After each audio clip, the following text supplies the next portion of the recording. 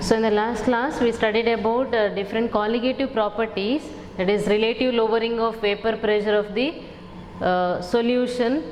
solvent, and elevation in boiling point of solvent, depression in freezing point of solution, and osmotic pressure of the solution. So in that we discussed the first three colligative properties in detail, that is relative lowering of vapor pressure.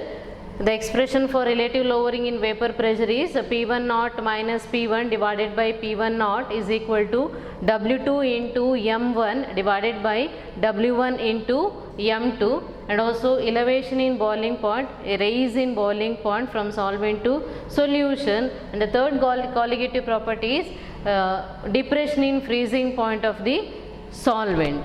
So we studied about this graph in the last class. Freezing point temperature is the temperature at which vapor pressure of solution becomes equal to the vapor pressure of the solvent, solid solvent in which the solution is prepared, right? So this is the curve we studied in the last class. So this is a vapor pressure versus temperature curve. At certain temperature the vapor pressure of the solvent be here, and on cooling the vapor pressure of the solvent goes on decreases, and at one particular temperature it freezes. That means that at this particular temperature the vapor pressure of the solvent in the liquid state is equal to the vapor pressure of the solvent in the solid state. So there exists an equilibrium between the solid state and liquid state of the solvent, and below that temperature vapor pressure decreases rapidly and the solvent exists in the solid state. And at the same temperature the vapor pressure of the solution is slightly lesser than that of the pure solvent, because as we know that while adding non-volatile solute to the solvent its vapor pressure decreases. Therefore at a given temperature the vapor pressure of the solution is less than the vapor pressure of the solvent. So on cooling its vapor pressure decreases, and when the vapor pressure of the solution becomes equal to the vapor pressure of the solvent in the solid state, it freezes. So this is the freezing point temperature of the solution, let it be TF, and this is the freezing point solution of the solvent, let it be TF naught. And from solvent to the solution there is a decrease in the freezing point, that is delta TF, that is depression in freezing point, and delta TF is equal to TF naught minus TF. So freezing point solution of solution is always less than that of the freezing point solution of pure solvent. Suppose the water freezes at 0 degree Celsius. If a solution is prepared by using water, and that solution will freeze below 0 degree Celsius. And for dilute solution, depression in freezing point delta TF is directly proportional to the molality, and delta TF is equal to Kf into M, where Kf is called cryoscopic constant or molar depression constant or freezing point depression constant. And delta TF is equal to Kf into M. Molality is nothing but number of moles divided by volume mass of solvent in kg.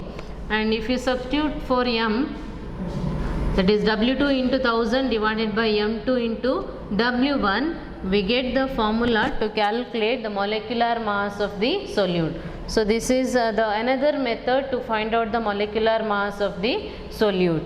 So M2 is equal to Kf, cryoscopic constant of the solvent. W2 is a mass of the solute 1000 divided by M2, that is molar mass of solute, into W1, that is mass of solvent. So by using this we can calculate the molecular mass of the solute, right? And Kf is a cryoscopic constant. Kf is equal to delta TF when M is equal to 1, that is cryoscopic constant is a depression in freezing point for 1 molar solution, and its unit is Kelvin kg per mole. The unit of cryoscopic constant is Kelvin kg per mole, right? Now this depression in freezing point has some applications in the weather condition where the temperature is below 0 degree Celsius, whatever the water present in the radiators of car or any other automobile, it is expected to freeze at 0 degree Celsius, and that causes the burst of radiator, and that engine may burst. So in order to avoid that, anti-freezing solutions are used. One of the famous anti-freezing agent is mixture of water and ethylene glycol. Ethylene glycol and water, when they are mixed in equal proportions by volume, they decrease the freezing point of water to about minus 35 degree Celsius, 35 to 36 degree Celsius, and that mixture is called coolant. If you add that coolant to the radiators of car, then it decrease the freezing point of water to below 35 to 36 degree Celsius. So that is one of the application of depression in freezing point. The lowering in freezing point is because of the addition of impurities causes the decrease in the freezing point of the solvent. And another application is a mixture of salt and ice, that is also called freezing mixture, that is used to carry out the temperature low temperature experiments in the laboratory. Freezing mixture is called mixture of ice and sodium chloride that decreases the freezing point of the solution. That is used to carry out the experiment in the laboratory where the below 0 degree Celsius temperatures are required. So these are the two applications of depression in freezing point. Now let us do one problem based on the depression in freezing point.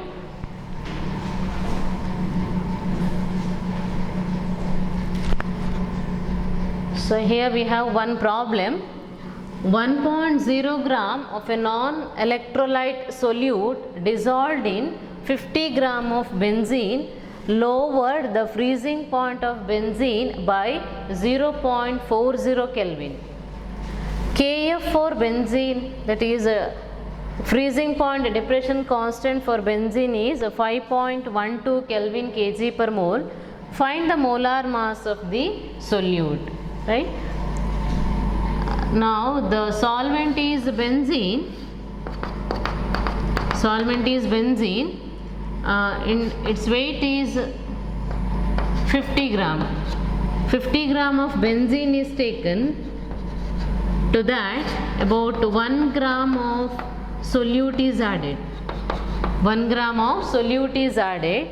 So on adding 1 gram of solute, the freezing point of the benzene is lowered by 0.40 Kelvin. So pure benzene has some freezing point. When a solution is prepared by taking 50 gram of benzene and 1 gram of solute, the freezing point of the resulting solution is lowered by 0.40 Kelvin than the freezing point of the pure benzene. So that is delta TF. Here the freezing point of pure benzene and freezing point of the solution is not given. Instead of that, the difference in the freezing point of solution and solvent is given, that is 0.40 Kelvin. And W1, that is mass of benzene, is 50 gram, and mass of solute W2 is equal to 1 gram. Remember, mass of solute is always less than the mass of the solvent. So W2 is always less than that of W1, and Kf is equal to 5.12 Kelvin kg per mole, and you have to calculate M2, molar mass of the solute.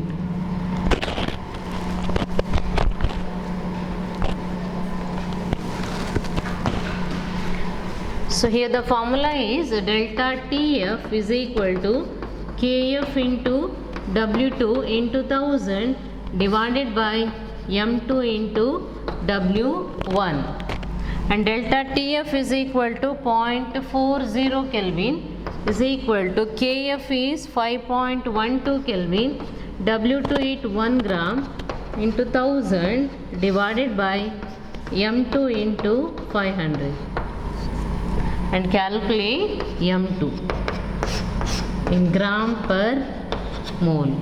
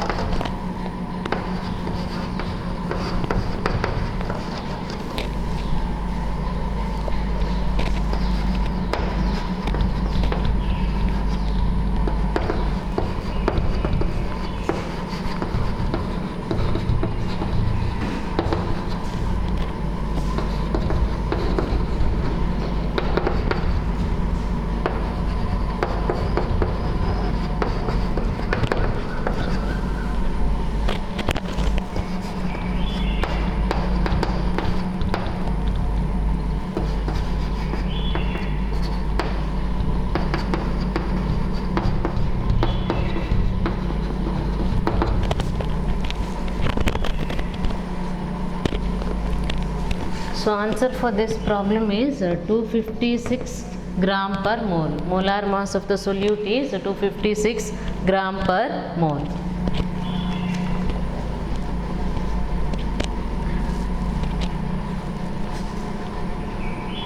Let us take one more problem. Calculate the molar mass of ascorbic acid. Ascorbic acid is nothing but vitamin C, C6H8O6, to be dissolved in 75 gram of acetic acid to lower its melting point by 1.5 degrees Celsius, and Kf is given. Calculate the mass of ascorbic acid to be dissolved in 75 gram of acetic acid. So here the solvent is acetic acid. Solvent is acetic acid. Its mass is 75 gram. To this ascorbic acid is added. Ascorbic acid is added.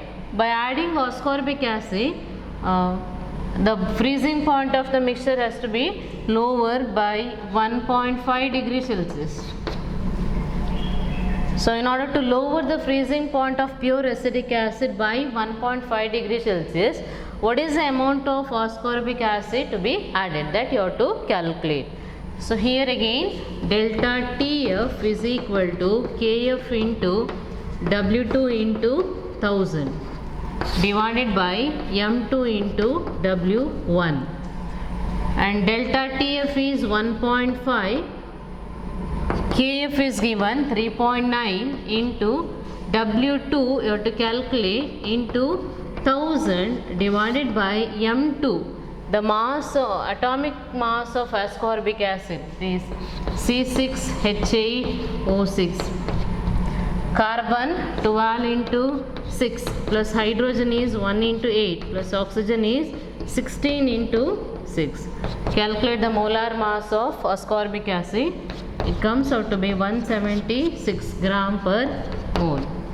And substitute here 176 into mass of acetic acid is 75 grams, and calculate W2 in grams.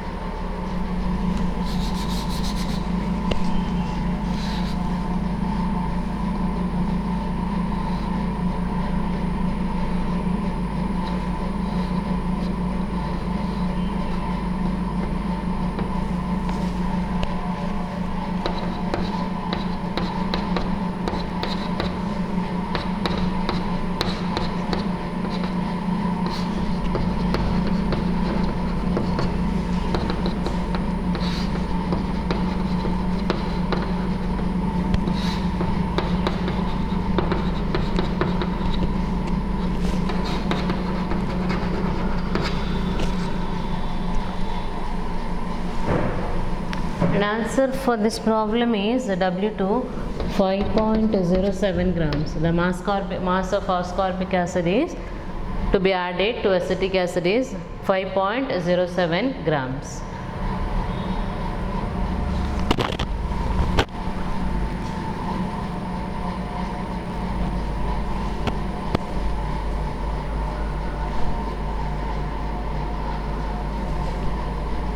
So let us discuss one more colligative property of the solution is osmotic pressure of the solution. So before studying osmotic pressure, let us see what is osmosis. While preparing pickles, the raw mangoes are placed in the concentrated salt solution, and that mango pieces lose their water content and they become shrink, and pickles can be prepared from that, right? And if you place raisins in water overnight, it swells. You might have observed this phenomenon. And wilted flowers revive when they are placed in the fresh water. Or vegetable, that is like carrot, that has become limp due to water loss to the atmosphere, when it is placed in fresh water, it again becomes firm and fresh. So these are the some of the in all these observation we can observe one of the phenomenon called osmosis. Now let us see what is osmosis. Here we have one more experiment. Take solvent in a container, and this is a funnel called thistle funnel, and mouth of the thistle funnel is covered by semi-permeable membrane. The mouth of the thistle funnel is covered by semi-permeable membrane. So semi-permeable membrane, it is also called SPM, semi-permeable membrane. It is a continuous sheet or film which contains microscopic pores or holes which is permeable only to solvent molecules and not to solute molecules. And there are natural semi-permeable membrane and synthetic semi-permeable membrane. Natural semi-permeable membranes are like pig's bladder, or synthetic semi-permeable membranes are cellophane. So these are the synthetic semi-permeable membrane. When the thistle funnel, the mouth of the thistle funnel is covered by semi-permeable membrane, and inside that thistle funnel concentrated solution is placed. Concentrated solution is filled with that thistle funnel, and the mouth of the thistle funnel is covered by semi-permeable membrane, and it is placed upside down in the pure solvent. Right? And after some time we can observe that the water level inside the stem of the thistle funnel increases, and later it remains constant, and that is a stage where it attains equilibrium. But initially when the thistle funnel is placed in the pure solvent, the water level inside the stem of the thistle funnel goes on increases, and there the movement of the solvent molecules from solvent to the solution takes place through semi-permeable membrane, and that process is called osmosis. Movement of the solvent molecule from solvent to the solution through semi-permeable membrane is called osmosis. So without semi-permeable membrane it has no meaning. So while write the definition for osmosis, you have to mention the semi-permeable membrane, right? And also we can define the osmosis as the movement of the solvent molecule from dilute solutions to the concentrated solution through semi-permeable membrane. Dilute solution means where the solute concentration is less. So this is a dilute solution, means there is no solute, so hence it is a dilute solution. And concentrated solution where the concentration of solute is more, but the movement of the solvent molecule takes place through semi-permeable membrane. So we can define the osmosis as the movement of the movement of the solvent molecules from solvent to solution through semi-permeable membrane. This is one definition. Or movement of the solvent molecules from dilute solutions to the concentrated solution through semi-permeable membrane. Right? This is about osmosis. And in the example we have taken the raw mangoes placed in the concentrated solution of sodium chloride. The cover of the raw mango, which is act as a semi-permeable membrane, and outside the mango there is a concentrated salt solution, and inside the mango there is less amount of water, so it comes out through the semi-permeable membrane. So in all that example we can say the movement of solvent molecule from dilute solution to the concentrated solution through semi-permeable membrane. Now let us study what is osmotic pressure.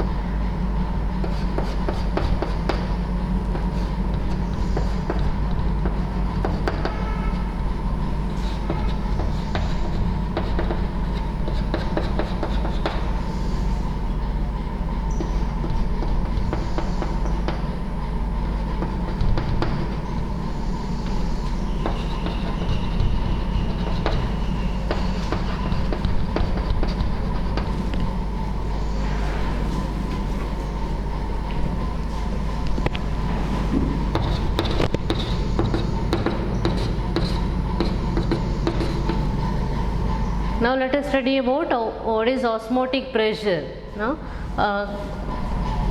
take the instrument like this, apparatus like this. In one container it has solvent, and in another compartment it has solution,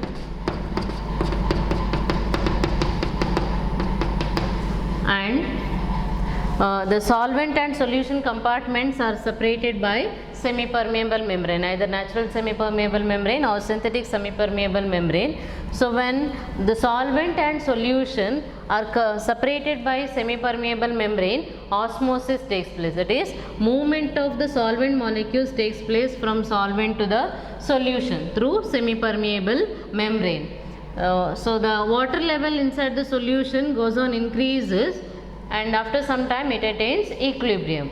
Now the pressure exerted on this solution and solvent is atmospheric pressure only. Now if some pressure is applied on solution side, say pi, if some pressure is applied on the solution side, that just stops the flow of solvent molecule from solvent to the solution through semi-permeable membrane, that pressure is called osmotic pressure.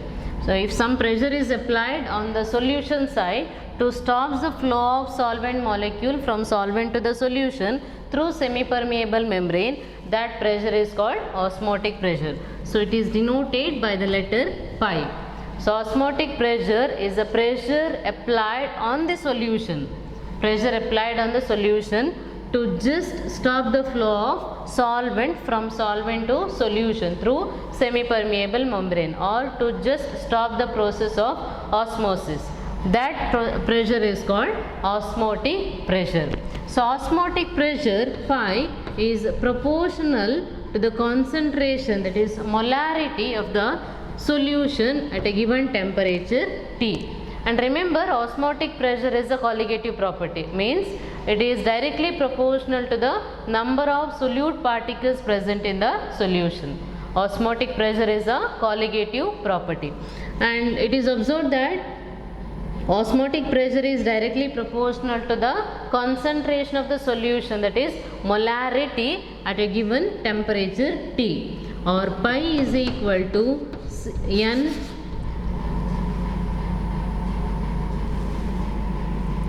CRT. Pi is equal to CRT, or C is a concentration in molarity. Molarity is nothing but number of moles of the solute divided by volume of solution in liters, and R and T, where R is the gas constant.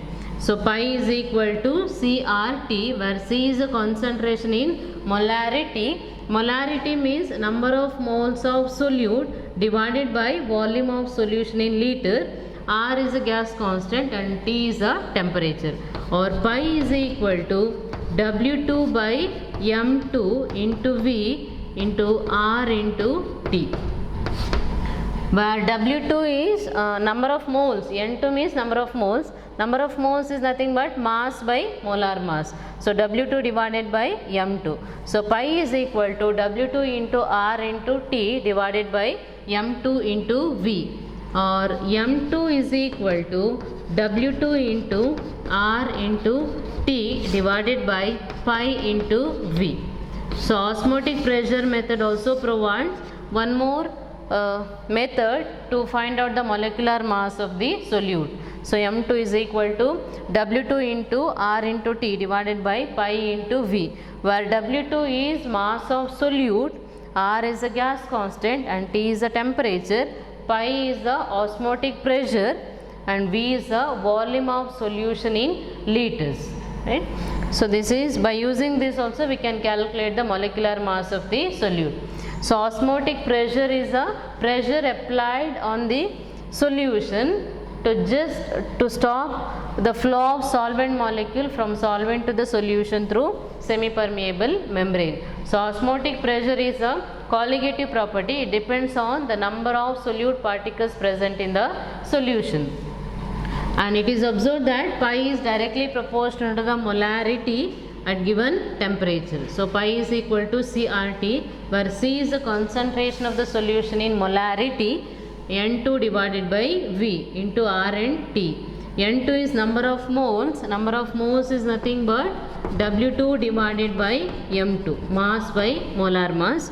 So that we can calculate the molecular mass of the solute. And the measurement of molecular mass of solute by osmotic pressure method is preferred over other methods because of some reasons. Osmotic pressure method can be measured at room temperature. By using this method we can calculate the molecular mass only at room temperature, and the magnitude of pi, that is osmotic pressure, is greater than the magnitude of other colligative properties, that is relative lowering of vapor pressure or elevation in boiling point or depression in freezing point.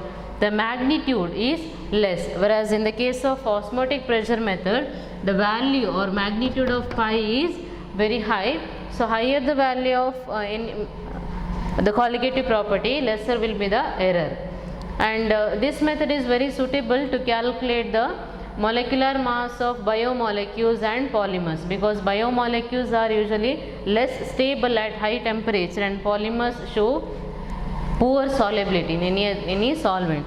So in order to find out the molecular mass of biomolecules, osmotic pressure method is very useful. So measurement of molecular mass by osmotic pressure method is preferred by other methods because of the three reasons. Osmotic pressure can be calculated at room temperature, and the magnitude of osmotic pressure is greater than the magnitude of the other colligative properties, and it is very useful to calculate the molecular mass of the substances like biomolecules and polymers.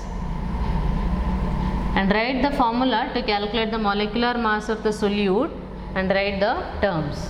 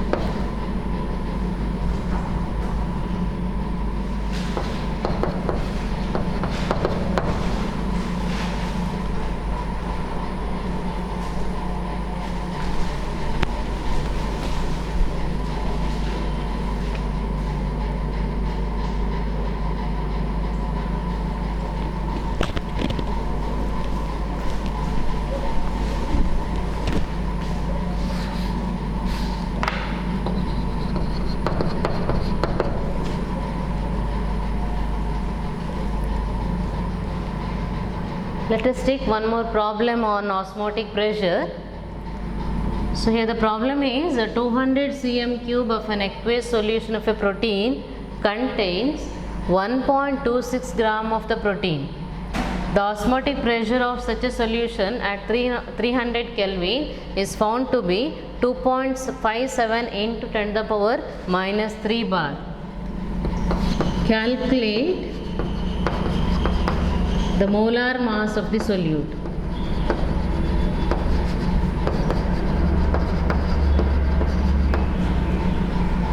Right? 200 cm cube of an aqueous solution of protein contains 1.26 gram of the protein. The osmotic pressure of such a solution at 300 Kelvin is 2.57 into 10 to the power minus 3 bar. So 200 cm cube is nothing but volume. Volume is 200 cm cube, and an aqueous solution of protein contains 1.26 gram of the protein, means W2 is equal to 1.26 gram, and temperature is 300 Kelvin, and pi osmotic pressure is pi is equal to 2.57 into 10 to the power minus 3 bar, and you have to calculate the molar mass M2.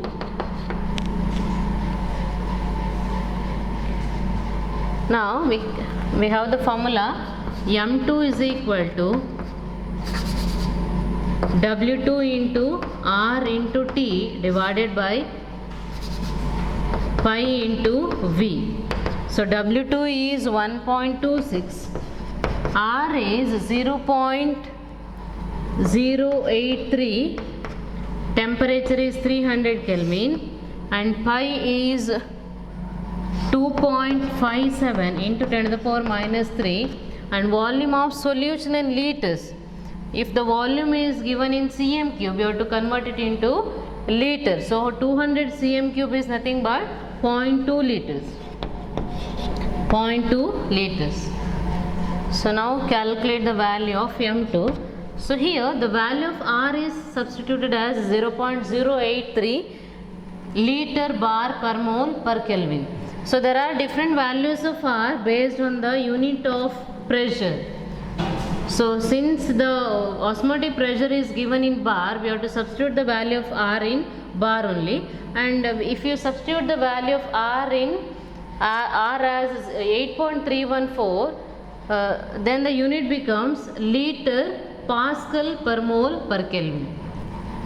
And if you define the osmotic pressure in atmosphere, then we have to write the R value also in atmosphere. In that case, the value of R becomes 0.0821. It becomes 0.0821, and usually we are substituting the value of R as 8.314, right? So if you substitute that 8.314, then the unit of R becomes liter Pascal per mole per Kelvin. Then you have to substitute the value of osmotic pressure also in pascals. So as it is given in bar, we are substituting the value of R in bar. So that is 0.083 liter bar per mole per Kelvin. So here it is substituted and get the value of M2 in gram per mole.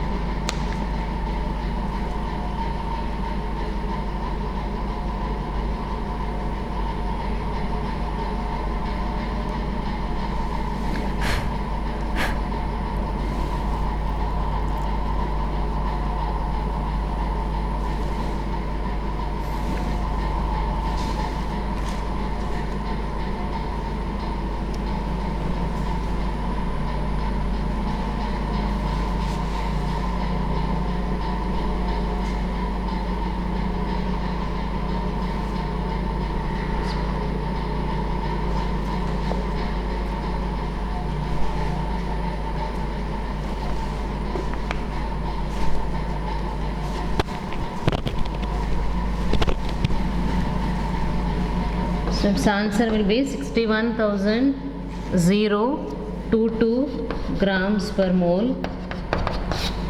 So as I said earlier, the osmotic pressure method is useful to calculate the molecular mass of biomolecules like proteins and polymers. The molar mass of the biomolecules is usually greater than 10,000. So here we get the answer as 61,000 gram per mole. So remember that point. Whenever you are calculating the molecular mass of the solute by using osmotic pressure, you will get the answer greater than 10,000. because the molecular mass of the biomolecules is usually greater than 10,000.